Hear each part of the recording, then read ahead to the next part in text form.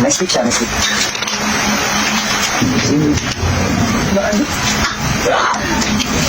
Grabe, ito decorator siya.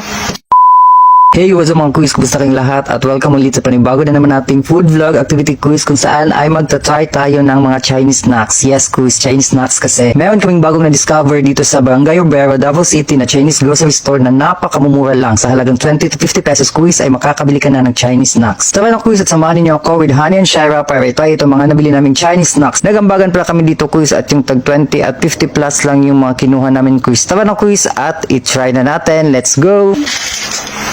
So itong mouthwater spicy slices yung una naming tinikman quiz kasi palagi naman itong nakikita sa TikTok. Tapos natatakam talaga kami. Parang masarap kasi siyang tingnan. Yung packaging ng quiz is nakakaakit naman talaga kaya napakuha talaga kami. Nabili pala namin to sa halagang 40 pesos only. At ang rate ko dyan quiz is 6/10 at kang honey is 5/10 at kang Shara is 0/10.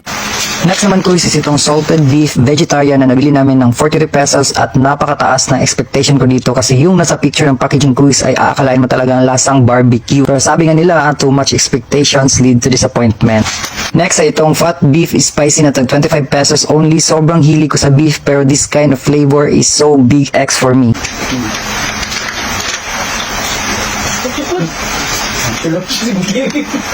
At nag-rate ako dyan ng 1/10, si Shara 0/10 at si Honey is 0/10 din.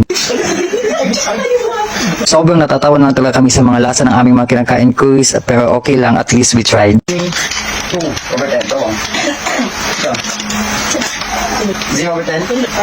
At ayan quiz, take a break and drink, pangpantagal umay, kakaiba talaga yung mga lasa ng snacks nila, siguro di lang talaga kami sanay. Nag-dessert muna kami para mabalance yung mga naghihinga lang namin mga panlasa. We tried this spice so refilling na tag 10 pesos only. At in all fairness quiz, ito yung unang pinaka nagustuhan ko, masarap siya at natural. Siguro nagustuhan rin namin siya kasi para rin siyang Filipino pie snack. It's 7/10. At naparate nga ako dyan ng 7/10, kang Honey 6/10 at yung kay Shara ay 7/10 din. 7 for mahot na ano yan.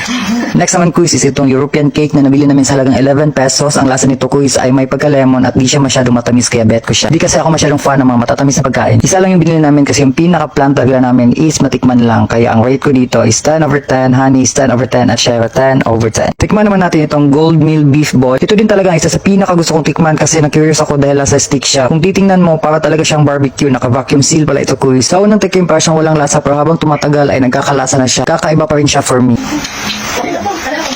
At ang rate ko dito quiz is 5/10, Shara 0/10 at Honey 0/10. Next quiz ay tikman naman natin itong vegetarian roast duck flavor at akala talaga namin na chicken flavor ito pero nung pagkakita namin sa resibo, duck flavor pala siya quiz.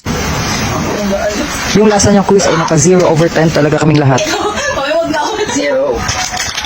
Cool, grabe. Next naman ay try natin itong vegetarian fillet spicy. Kung titingnan mo quiz ay para siyang dried fish pero kapag tinignan mo siya, ikaw yung madadry.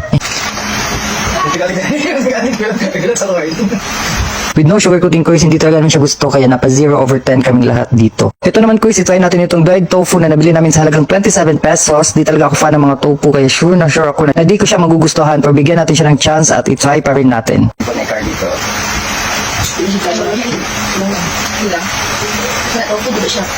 Honestly, hindi ko talaga siya nagustuhan quiz kaya bibigyan ko siya ng 1/10, si Honey ay 4/10 at si Shira 0/10. Grabe, ito decorator siya. Sunod naman i-try natin itong peanuts na nabili namin sa halagang 26 pesos quiz. Medyo mahilig ako sa peanut kaya 70% sure ako na magugustuhan ko siya. Peanut. Okay na sana siya for me quiz kaso medyo may pagkamatamis siya at kung sensitive yung mga ngipin nyo ay huwag nyo na lang itong i-try. Pwede sumakit yung mga ngipin nyo. 4. Kailang 5? 8 daw, okay. Ito naman quiz ay kamukha ng pagkain ng mga aso na sausage din siguro para sa aso talaga to. Bahala na. Nabili namin itong ham sausage na to sa halagang 12 pesos para siyang hilaw pero sabi ng babae doon is ready to eat na daw ito kaya i-try na natin. Let's go. Okay, ngayon dilo. Kailang, kung hindi naman siya parang dilo to. Dilo? Parang mali siya sa dog. Bye. Last man.